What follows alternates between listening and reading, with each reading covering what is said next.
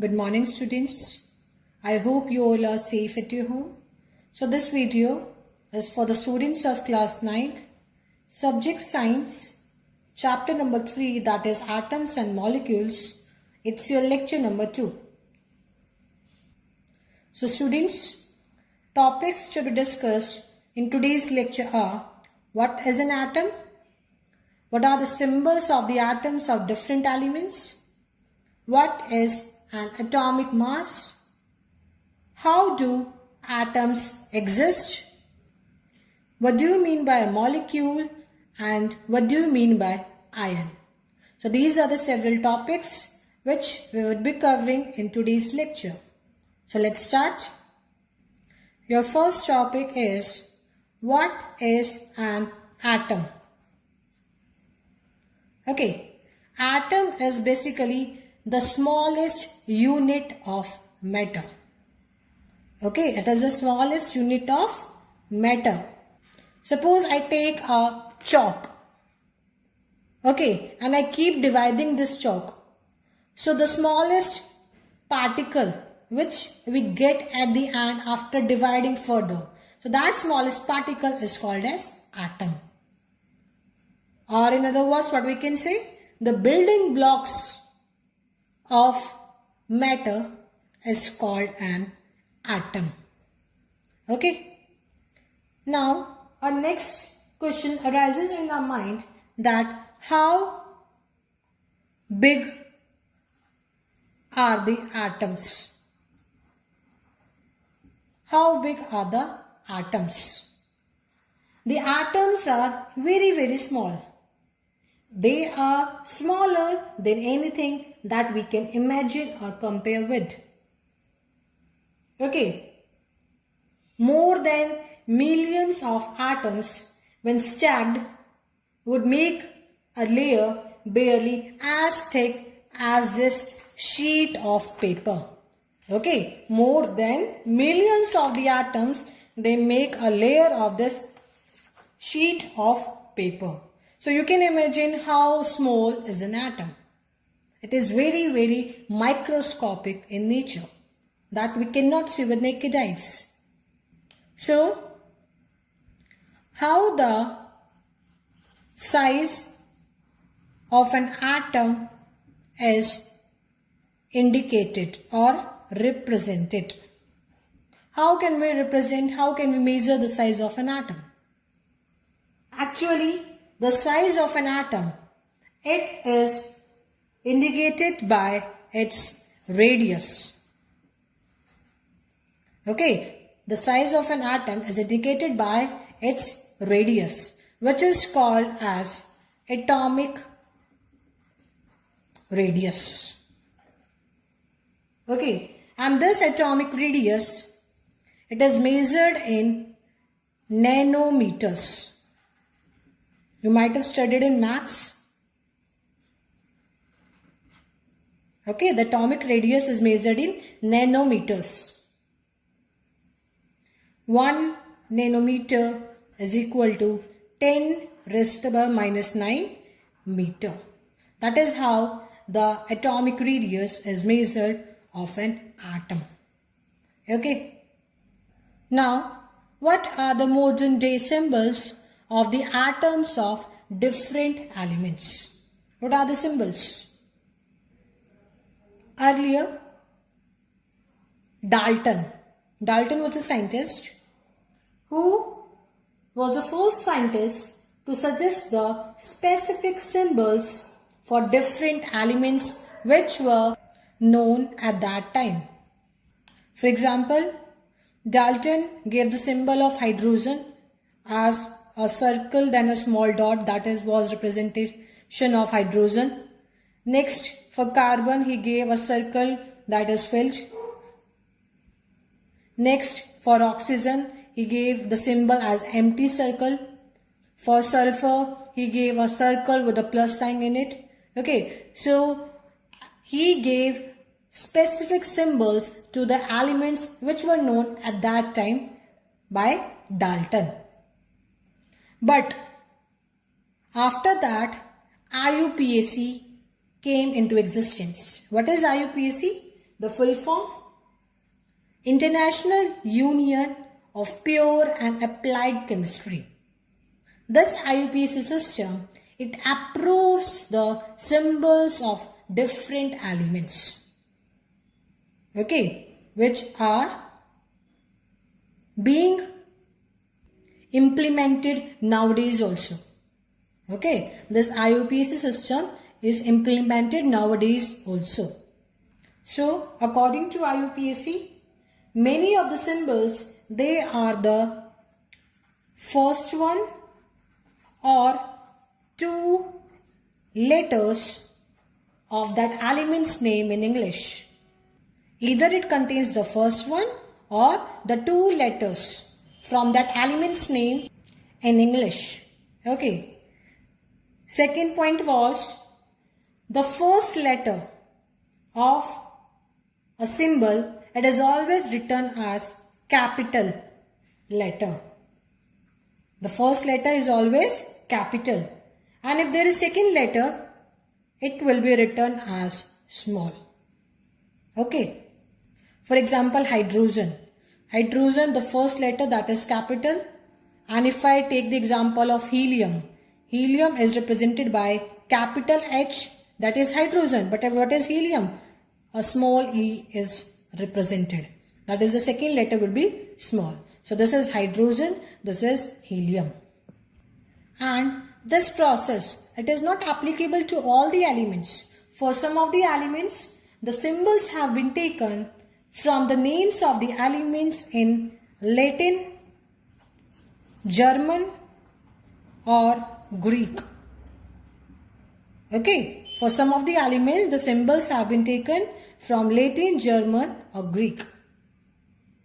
So these were some of the rules which were given by IUPAC, that is International Union of Pure and Applied Chemistry. Now students, coming to our next topic, that is atomic mass. Right now I discuss atomic radius. Now my topic is atomic mass. So what is atomic mass? You know that the atoms, they are extremely small particles. Okay, so the actual masses of the atoms, they are so small that it is difficult to determine the actual mass of individual atom because they are very, very small. So what was found convenient? It was found convenient to compare the mass of the atoms of different elements with some reference atom. Okay, whatever the masses of the atoms of different elements were, it was compared with a reference atom.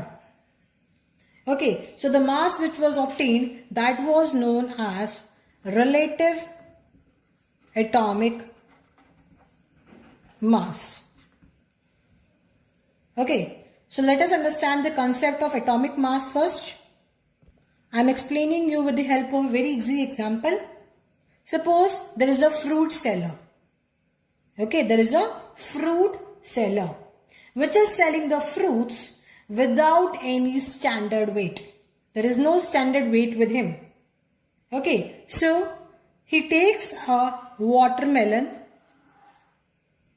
okay, and says that this has a mass equal to 12 units. Okay, he takes a watermelon and he says that it has a mass which is equal to 12 units. So what the fruit seller does? He makes 12 equal pieces of the watermelon. Okay, he makes 12 equal pieces of the watermelon. 2, 3, so on. Okay, 12 equal pieces. And what he does? He finds the mass of each fruit. So whatever the other fruits he has, he finds the mass of each fruit that he is selling relative to the mass of one piece of watermelon. Okay. Suppose he has this fruit and he does not know the mass. So how he will find the mass of this given fruit? He is calculating the mass of this given fruit by comparing with the relative mass of this 12th piece or the first or second, whatever, the piece of watermelon. The one piece of watermelon he is comparing. Okay. So he sells his fruits by relative fruit mass unit.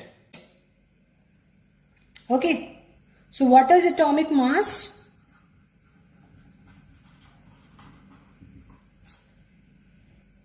It is a mass unit which is equal to 1/12 the mass of one atom of carbon 12 isotope. Okay, that is a mass unit which is equal to 1/12. In this also we took 1/12. That was the one piece, that is 1/12 of this whole watermelon. So it is equal to 1/12 the mass of one atom of carbon 12. So in earlier case, what he took? He took this fruit. He was calculating the mass of this fruit and he took this as a reference point. Okay, similarly here, he is taking the reference point as carbon 12 isotope. Okay, it is equal to 1/12 the mass of one atom. That is, the carbon atom is only one atom. This was also one atom, one fruit. So this is also one atom. 12. What does 12 mean? The 12 means it is actually the atomic mass of carbon. Okay. Isotopes you will study later on in this chapter. Isotope, actually the carbon exists in 2 or 3 isotopes. Okay. So which isotope he is taking of carbon? He is taking the carbon 12th isotope. Okay. So this was taken as a reference point, as it took the fruit as a reference. Okay, so are you clear about this? So this is atomic mass. So moving on to our next topic. Our next topic is, how do atoms exist? How do they exist? The atoms, they do not exist independently. Okay, they do not exist independently. So in which form do they exist? They exist in the form of molecules or ions. Okay, they are not existing independently. So in which form they are existing? They are existing in the form of molecules or ions. And these are the molecules or the ions which aggregate in large numbers to form the matter that we touch, we feel, we see. Okay, so now we will study what is a molecule and what is an ion. So what is a molecule? When two or more atoms, they combine together, they form a molecule. Okay, when a group of 2 or more atoms, they combine together, it forms a molecule. Okay, now suppose this is one atom, this is second atom. So when they are combining together, they are held by which forces? They are held by attractive forces. Okay, there is a force of attraction that is binding the atoms together to form molecules. So what is a molecule? Group of 2 or more atoms which bond together by attractive forces. That is a molecule. And this molecule, it is capable of independent existence. Okay, it can exist independently. I told you right now that atoms, they do not exist independently. They exist in the form of molecules or ions. So the molecules, they exist independently. Okay, now one more thing, students. The atoms of the same element, or they can be of different elements also. Okay, these atoms which are bonding together, they can be of the same elements or they can be of different elements. Suppose I say this atom is of hydrogen element, so this is also a hydrogen element. It can be this atom is of another element. Suppose I take chlorine, so it forms HCl. And if I take same element hydrogen, it forms H2 molecule.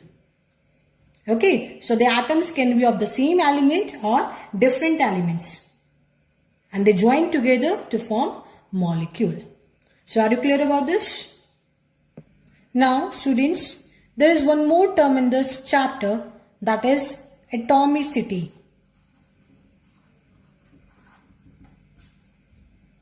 What is atomicity?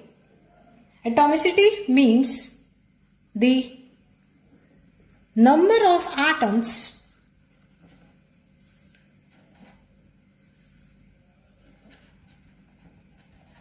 constituting a molecule. Okay, how many atoms are there that constitutes a molecule? That is atomicity. For example, I say O2. So how many atoms are there in this molecule? There are 2 oxygen atoms. And if I take another example, O3. How many atoms are there in this molecule? There are 3 atoms of oxygen. So this molecule is called as diatomic molecule. Okay, why di? Di means 2 atoms. So 2 atoms are present. So that is diatomic molecules. Now tell me students, what it will be called? You know it. How many atoms are there? 3. So we use which word for 3? We use tri. So that is triatomic molecule, O3. Why? Tri means 3. 3 atoms are there in this molecule. Okay, so are you clear about atomicity? Let us take some more examples regarding the same. If I say hydrogen. Hydrogen is which type of molecule? It is a diatomic molecule. Why? Because it exists in the form of H2. Okay, so that is a diatomic molecule. Another example of nitrogen. Nitrogen is also existing in the form of N2. So that's why it is also called as diatomic molecule. Another example, chlorine. Chlorine also exists in Cl2 form. What is the symbol of chlorine? It is capital C, small l. Okay, so this I have written capital C, small l. So this chlorine exists in the Cl2 form. That is also a diatomic molecule.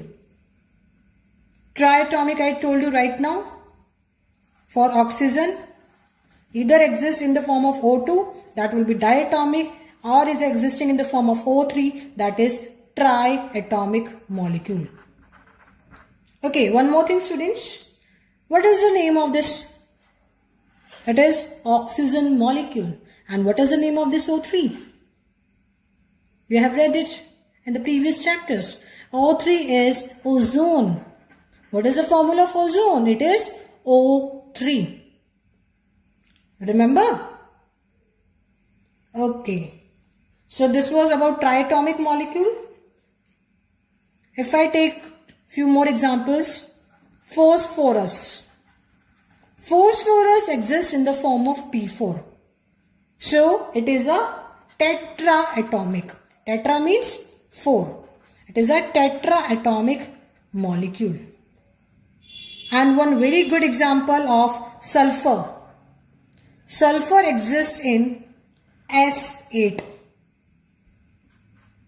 Okay, so we say it is a polyatomic molecule. Poly means many. So 8, either we can use oct also, but in science we use the term poly. Okay, di for 2, tri for 3, tetra for 4, and if more than 4, that means a polyatomic molecule. This is given in your NCERT book also, you can also go through them. So this was about atomicity. So now you know what is an atom, what is a molecule, what is atomicity. Now our next topic is what is a compound. When the atoms of different elements, listen carefully, when the atoms of different elements, they join together in definite proportion or a fixed proportion, they form molecules of compound. Okay, there is a fixed proportion between the atoms of the different elements when they are joining together. Suppose I take the example of very easy example I am taking, water. So what are the two elements present? Hydrogen and oxygen. And they are combining in which ratio? You don't need to learn, you can calculate yourself. What is the atomic mass of hydrogen? It is 1. So there are 2 atoms of hydrogen, so atomic mass becomes 2. And what is the atomic mass of oxygen? Oxygen is 16U. So 2:16. That will be 1:8. So H2O, in H2O, the hydrogen and oxygen element, they are combining in which ratio? In 1:8. Okay. Let us take another example. Ammonia. What is the formula for ammonia? It is NH3. So what are the different elements? Nitrogen and hydrogen. So in which ratio do they combine? Just calculate the atomic mass. It's simple. Atomic mass of nitrogen is 14. Okay. And atomic mass of hydrogen is 1. So 3 hydrogen atoms. So how many? It will be 3. So 14:3. A fixed proportion. Another example. Carbon dioxide. That is a very easy example. How to represent carbon dioxide? It is represented by capital C, capital O, then 2. CO2. Okay. Now, in which ratio do they combine? What are the elements? Carbon and oxygen. Now, what is the atomic mass of carbon? It is 12U. And what is the atomic mass of oxygen atom? It is 16U. So just ratio of their masses. There are 2 oxygen atoms. So if 1 is 16, what will be the of 2? It will be 32. So just cancel it. 4 3s are 12, 4 8s are 32. So it will be 3:8. Okay. So you do not need to learn the ratio. You can calculate by just knowing their atomic masses. Okay. So this is the last topic I am taking today. I will take iron topic tomorrow. So that's it for today's lecture. Now what is your homework? You will do index questions. Question number 1. Define the atomic mass unit. Question number 2. Why is it not possible to see an atom with naked eye? So these are the 2 questions for today's lecture. Now students, I would be taking the homework solutions of lecture number 1. Your question number 1 was, in a reaction, 5.3 gram of sodium carbonate reacted with 6 gram of ethanoic acid. The products were 2.2 gram of carbon dioxide, 0.9 gram of water and 8.2 gram of sodium ethanoate. Show that these observations are in agreement with law of conservation of mass. So you have been given the following equation. Sodium carbonate plus ethanoic acid gives sodium ethanoate and carbon dioxide plus water. So you just need to agree with the law of conservation of mass. How you will do? Just simply, this is the reactant side and this is the product side. So just calculate the mass of reactant and calculate the mass of products. If they come same, so the law of conservation of mass is proved. So total mass of reactants, that will be mass of sodium carbonate plus mass of ethanoic acid. Okay, you will write like this. Then what is the mass of sodium carbonate? That is been given in the question, 5.3 gram. Plus what is the mass of ethanoic acid? It is given 6 gram. So just add up. That will be 11.3 gram. Now calculate the total mass of products. So the total mass of products is equal to mass of sodium ethanoate, that is 8.2 gram, plus mass of carbon dioxide, that is given 2.2, plus mass of water, that is 0.9. So just add up. That will be 11.3 gram. So you see that the total mass of the reactant, that is 11.3 gram, and the total mass of the product, that is also 11.3 gram. So mass of the reactant is equal to mass of the product. So the law of conservation of mass is verified. Okay. Now second question was, hydrogen and oxygen combine in the ratio of 1:8 by mass to form water. So what mass of oxygen gas would be required to react completely with 3 gram of hydrogen gas? So first of all, we will write the equation. H2ON plus O2, they combine together to form water molecules. And in which ratio? They combine in the ratio of 1:8. Now the question is saying, what mass of oxygen gas? So we can put it as X.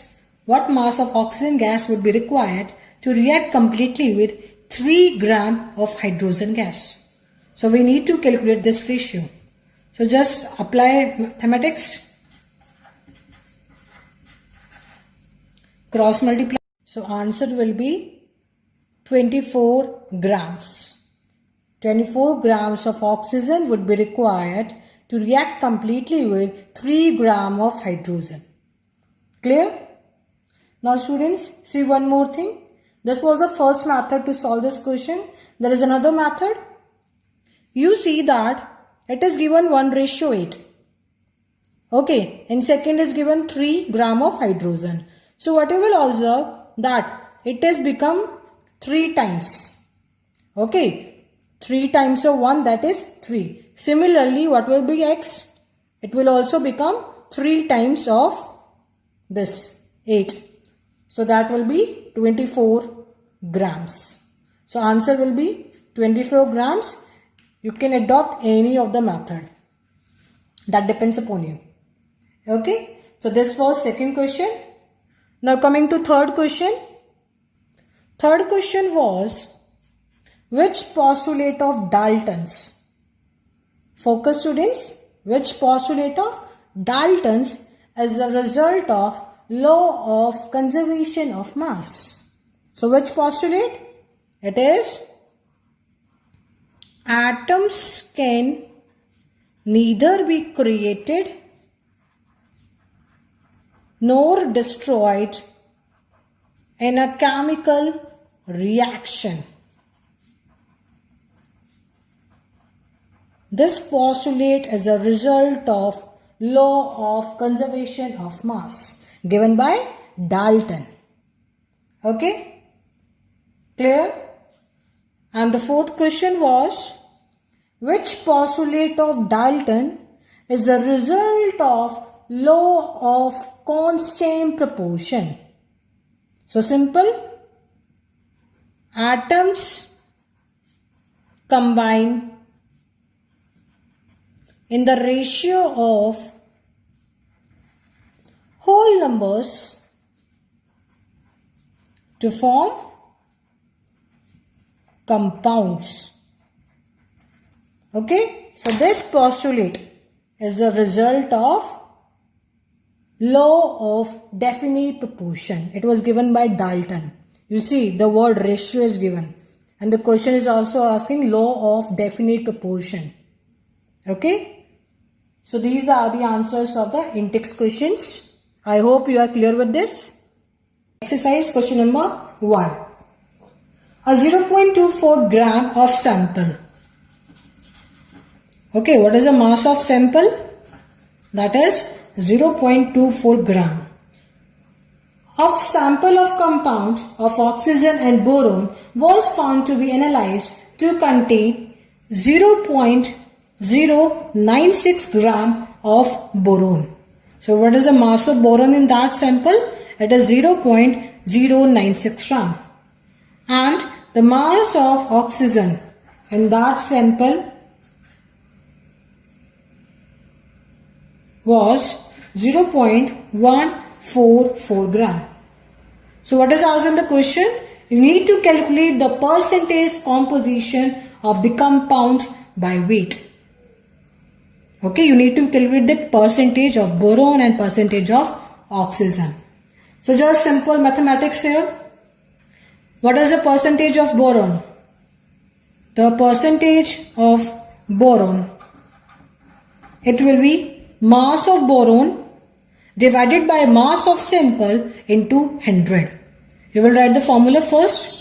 I am doing directly. 0.096, that is the mass of boron, divided by 0.24 gram, that is the mass of sample, into 100. So just calculate the answer. So the answer is 40%, because we are calculating the percentage.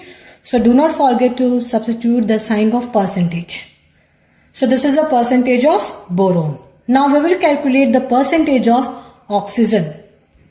So the percentage for oxygen, it will be mass of oxygen divided by mass of sample.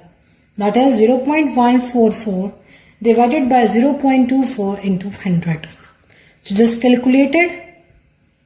The answer will be 60%. Okay. So this is the percentage of boron and second is percentage of oxygen. One more thing, in the first case the answer was coming 40%. So in the second case you can match your answers by subtracting from 100.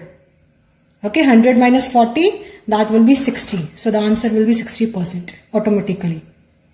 Okay, so this is the answer of first question, 40% of boron and 60% of oxygen.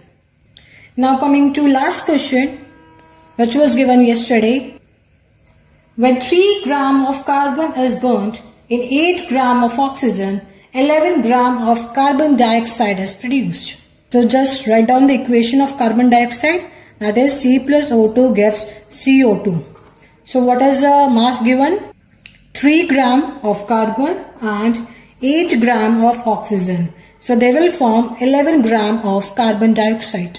Now the question is, what mass of carbon dioxide will be formed when 3 gram of carbon is burnt in 50 gram of oxygen?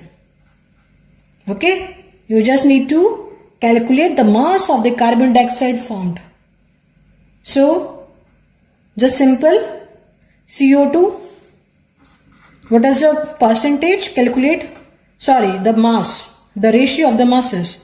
For carbon, what is the atomic mass of carbon? It is 12.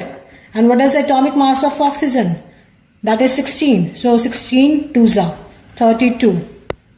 So it will be 4 3 is a 12, 4 8 is a 32. 3:8. So always 3:8 is fixed for carbon dioxide. Okay, so now see the question. Now in the question, what is the ratio? It is already given 3:8. Okay, now it is saying that 3 gram of carbon, it is combining with 50 gram of oxygen. So what should be the ratio of this? It should be constant. And what is the ratio that we calculated right now? It should be 3:8. So 3 gram of carbon, it will combine with 8 gram of oxygen. So where the remaining has gone? The remaining, that is 50 minus 8, that is equal to 42 gram. It remains unreacted. Okay, so how much carbon dioxide is formed? It will be same, that is 11 gram. Because the ratio of the atomic masses, it remains fixed. Okay, and which law is used in this? Law of definite proportions. It governs your answer. So that's it for today's lecture. Thank you.